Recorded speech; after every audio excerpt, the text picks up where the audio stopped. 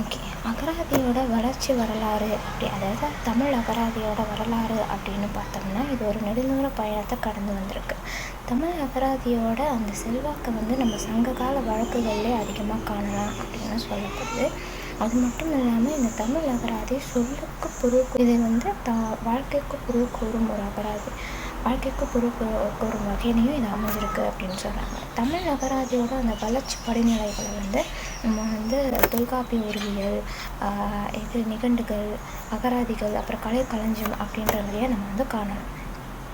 So first நம்ம பார்க்க போகிறது தொல்காப்பியம். தொல்காப்பியம் 2ஆம் நூற்றாண்டில் தொல்காப்பியரால் இயற்றப்பட்டது. சங்க காலத்தில் நம்மளுக்கு தெரிஞ்ச மாதிரி தமிழை முத்தமிழாக வளர்த்தாங்க.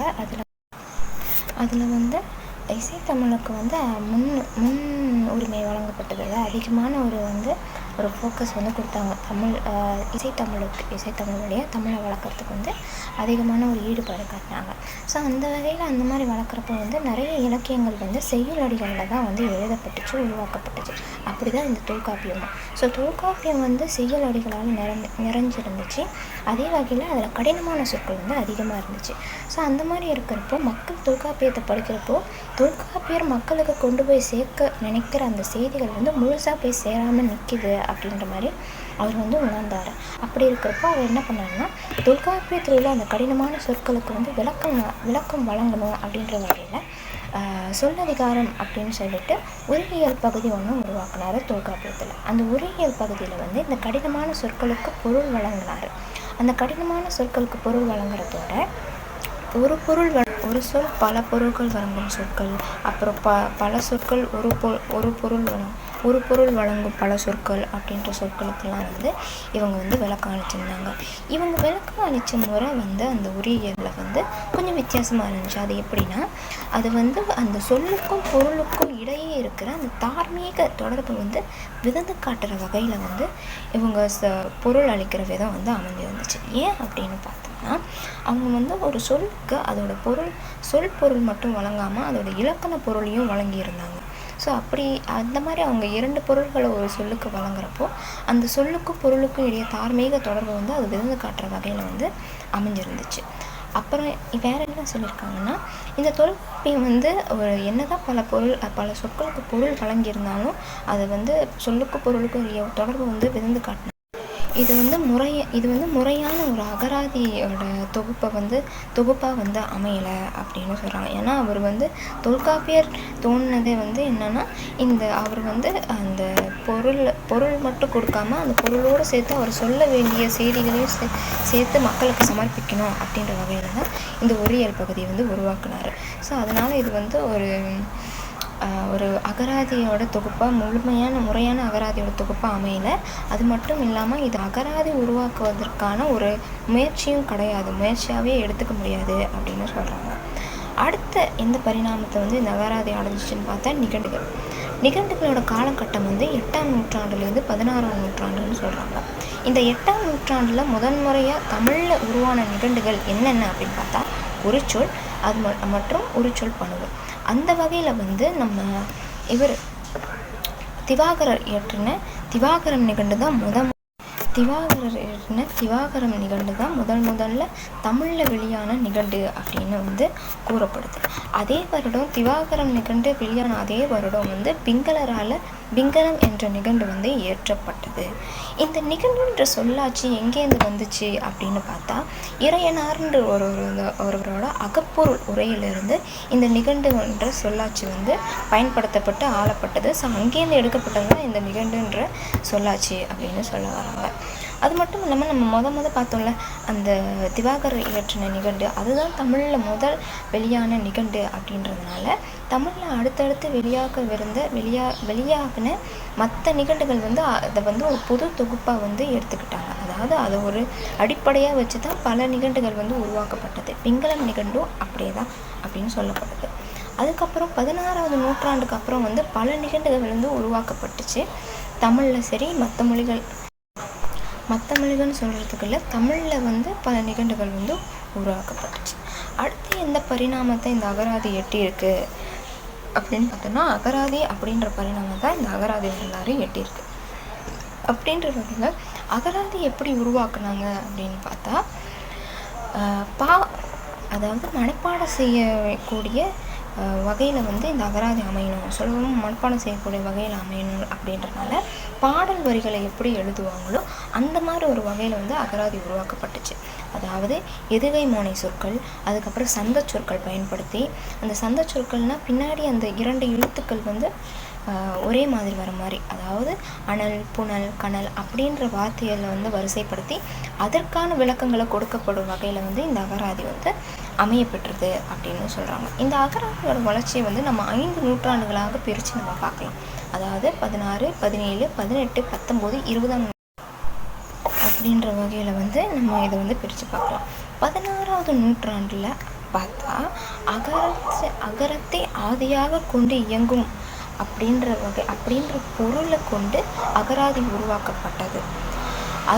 அந்த வகையில் பார்த்தா ககரத்தை ஆதியாக கொண்டு இயங்கும் அகராதிகள்லாம் வந்து ககராதி, இப்போ சானா சகராதி, ஞானா ஞகராதி அப்படின்னு சொல்லிட்டு அதோட பொருள்லேயே கையாளப்பட்டது.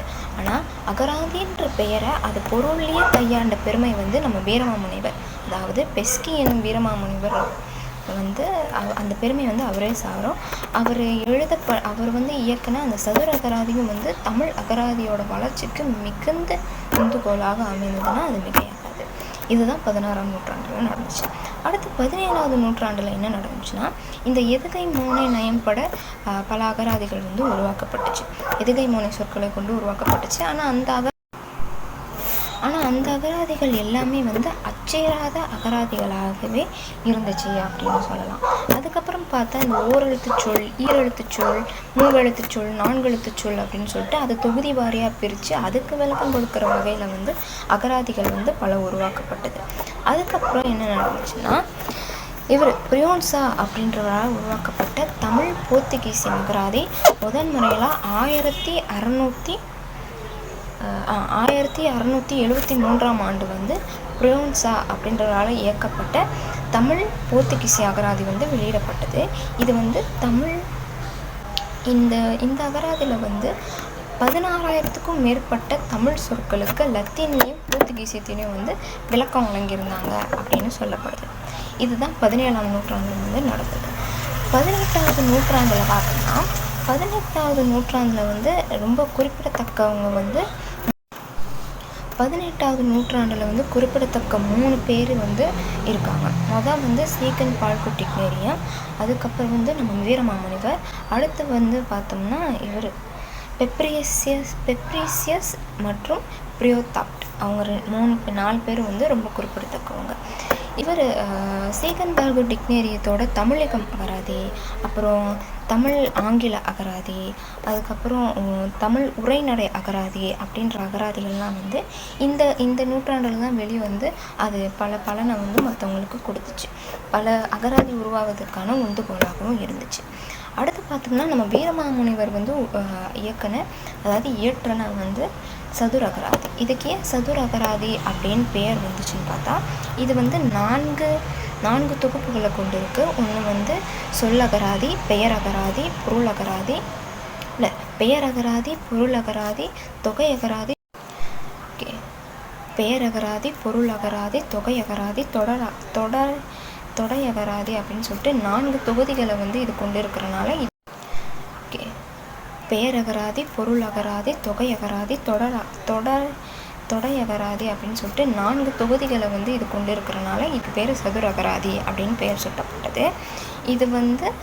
இதில் வந்து வெளியானது பார்த்தோம்னா பொருள் அகராதி 1819ஆம் ஆண்டு வந்து வெளியானுச்சு.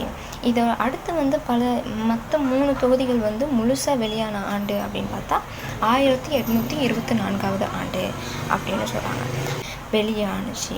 இதை அடுத்து வந்து மற்ற 3 தொகுதிகள் வந்து முழுசாக வெளியான ஆண்டு அப்படின்னு பார்த்தா 1824ஆவது ஆண்டு அப்படின்னு சொல்கிறாங்க. அதுக்கடுத்து பார்த்தா இந்த பெப்ரிசியஸ் அதுக்கப்புறம் பிரியோதாப்ட் சேர்ந்து உருவாக்கின தமிழ் ஆங்கில அகராதி வந்து சென்னையில் கிறிஸ்தவ சங்கத்தால் இவங்களால் உருவாக்கப்பட்டு கிறிஸ்தவ சங்கத்தால் அச்சிடப்பட்டுச்சு.